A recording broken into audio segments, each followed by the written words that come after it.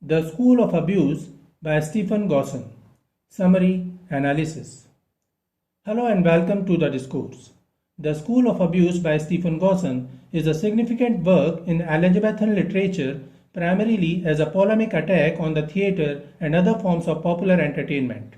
Published in 1579, it reflects the puritanical concerns of the time regarding the moral and social dangers posed by plays, poetry, and other frivolous pastimes. Though not a literary masterpiece itself, Gosson's treatise is historically important for its role in the broader debate about the value of art and entertainment in Renaissance England. Stephen Gosson wrote The School of Abuse as a moral and religious critique of the flourishing Elizabethan theatre and secular entertainment culture. A former playwright, Gosson had personal experience with the world he condemned, which lent his arguments a tone of reformed conviction. His primary motivation was puritanical disapproval of what he saw as the corrupting influence of plays, poetry, and other leisurely pastimes.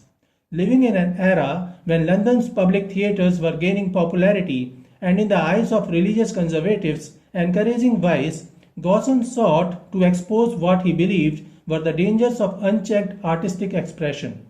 His treatise was part of a larger movement of anti-theatrical sentiment among English Puritans who viewed theatre as a threat to public morality, social order, and religious devotion. Gosson's work was also shaped by his time's political and cultural anxieties. The late 16th century saw increasing concerns about idleness, crime, and moral decay in rapidly growing urban centers like London. Authorities often associated theatres with rowdy crowds, prostitution, and the spread of disease, leading to periodic crackdowns on playhouses. Gosson amplified these fears, arguing that plays distracted citizens from honest labor and tempted them into sin. His arguments drew heavily from classical philosophy, particularly Plato's Republic, which warned that poets and storytellers could deceive audiences and undermine virtue.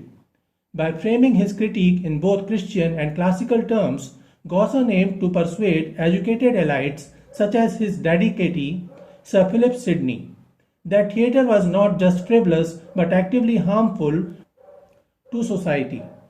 Summary of the School of Abuse.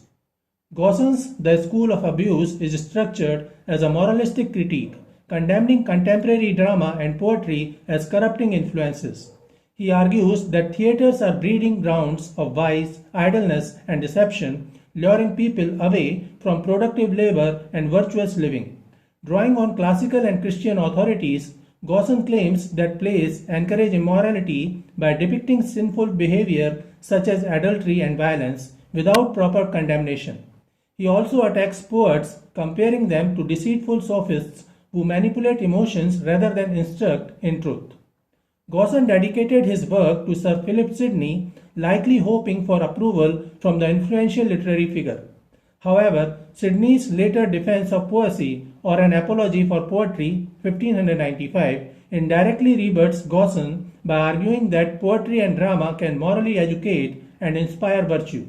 Despite Gosson's fervor, his arguments were not universally accepted, and the Elizabethan theatre continued to flourish, defended by playwrights like Ben Jonson and later by Shakespeare's enduring works. Moral and religious criticism. Gosson's work reflects Puritan anxieties about the secularization of culture. He viewed theatre as a distraction from religious duty and a corrupting force, particularly for the youth. His arguments aligned with broader 16th century debates about the role of art in society, mirroring earlier attacks on medieval mystery plays and later Puritan closures of theatres in the 1640s. Classical influences. Gosson borrowed heavily from Plato's Republic, particularly the idea that poets spread falsehoods and should be excluded from an ideal society. He also cites Roman writers like Cicero to bolster his case against idleness. However, his selective use of classical sources ignores counterarguments such as Aristotle's defense of catharsis in tragedy. Social and economic concerns. Beyond morality, Gosson worries about the theatre's disruption of social order. He criticizes actors for misleading audiences and young men for wasting time and money on plays instead of honest work. This reflects broader Elizabethan concerns about urbanization and the destabilizing effects of commercial entertainment. Literary and historical significance. Though Gosson's arguments were not original, the school of abuse is important as part of the anti-theatrical controversy of the Renaissance. It provoked responses from defenders of literature, most notably Sidney, who argued that poetry could elevate virtue.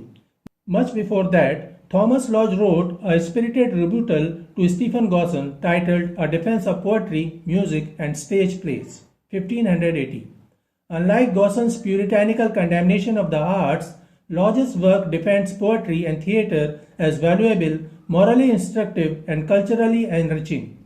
His response is significant because it represents the voice of Renaissance humanism, countering Gosson's rigid moralism with arguments rooted in classical tradition and the transformative power of literature. Gosson's work also provides insight into the cultural tensions of Elizabethan England, where the theatre's popularity clashed with religious conservatism. While the school of abuse is largely forgotten as literature, it remains a valuable historical document illustrating the ideological conflicts of its time. Gosson's rigid moralism contrasts sharply with the creative explosion of the Elizabethan stage, highlighting the tension between artistic freedom and social control. His arguments, though extreme, reminds us that debates over the media's influence on morality are not just modern phenomena but have deep roots in Western cultural history. So this is it for today. We will continue to discuss the history of literary criticism. Please stay connected with the discourse. Thanks and regards.